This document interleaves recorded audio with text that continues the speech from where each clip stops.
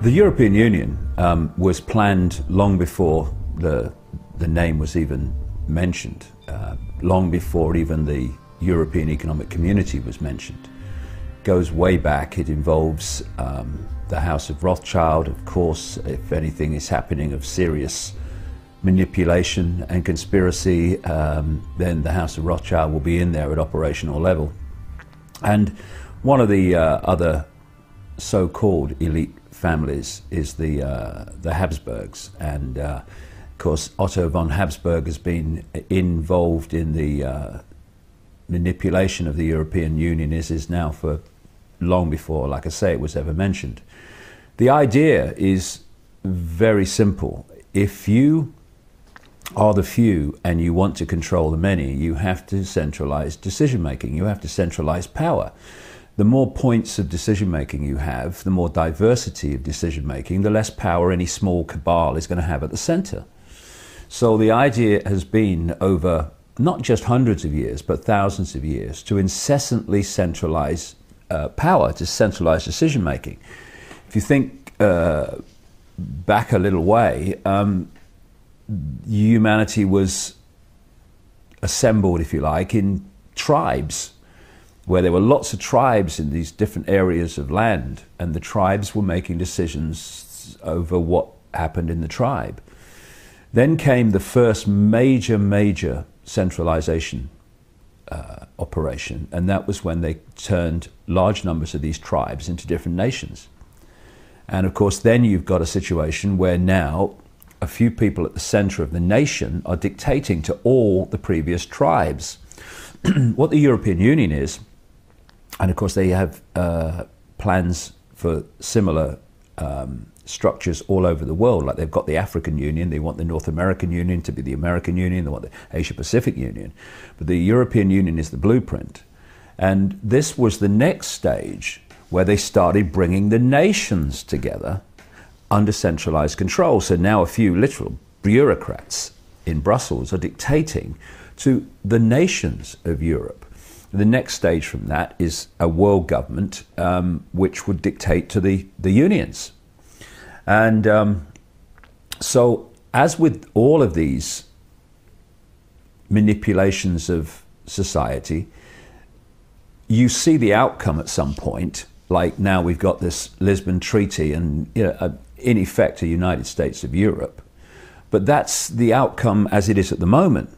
Actually, it started decades and decades and decades ago, way back in the early part of the 20th century, when all this thing was kind of orchestrated. And one of the, of course, major frontmen of the creation of the European community was Jean Monnet, who was just, and again, a frontman for these families, who was used as the orchestrator and the administrator into existence of this European economic community as it was.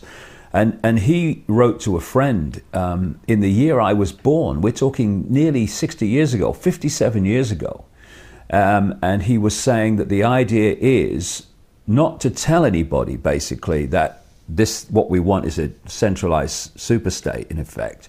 But what we'll do is we'll keep incessantly moving towards that and give an economic excuse for why the different stages of more and more centralization are justified, until, as you put it, you basically pass a point where there's no return.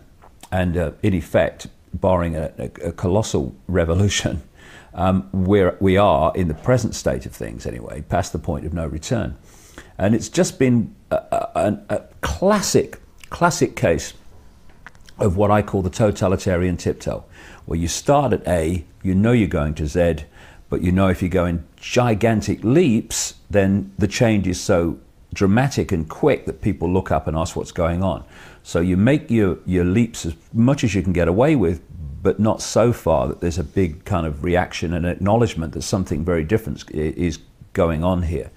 And they've done it brilliantly. But the way they played it in more recent times is to deny the public an opportunity to have a decision or make a decision in referendums, etc., on the incessant centralization of power that we've been seeing, because more and more people are beginning, in fact, well past beginning, to look at the European Union, the way it's going, and feel great unease about it.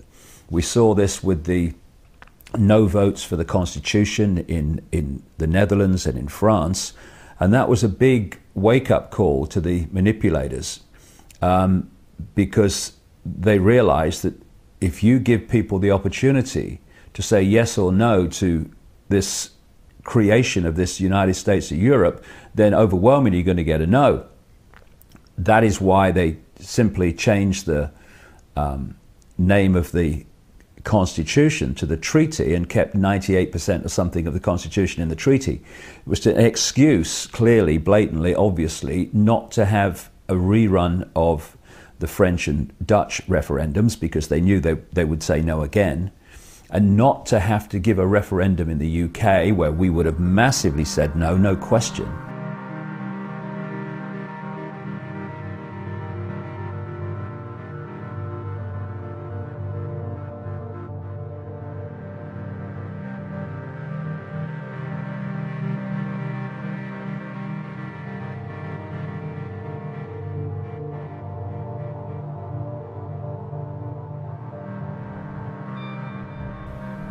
The arrogance and the agenda of this cabal is such that public opinion is totally and utterly irrelevant. And if public opinion is going to say what you don't want it to say, then you do not give public opinion the chance to say it.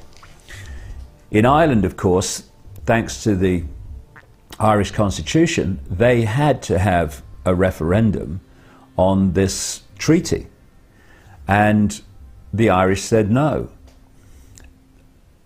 What happens then is we can't call it something else, so we've got to get the Irish to turn over that decision.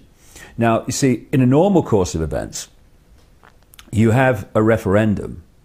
The referendum decides, and everyone gets on with their lives. And if that referendum, that first one in Ireland, had have said yes to the treaty, that is exactly what would have happened. But as I've said many times over the years, if it's the agenda, it doesn't take no for an answer.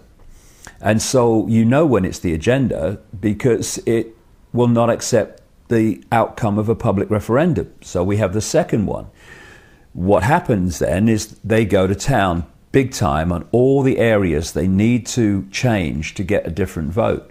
One of the things that happened in Ireland, outrageously, was the people that decide media policy and media balance policy and media bias policy in Ireland decided that in the second referendum, the television stations and the media didn't have to give equal time to the yes or no vote.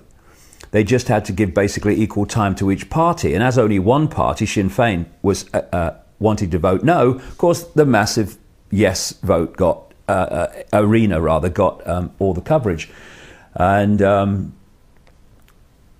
to be honest, if that vote had not been genuinely no, and some people think it wasn't, then they would have made it so by manipulating the votes anyway and manipulating the count, and because these people will not take no for an answer. So what we now have is a situation, outrageously, where a group of unelected bureaucrats in Brussels, appointed by other bureaucrats, controlled by the elite family network,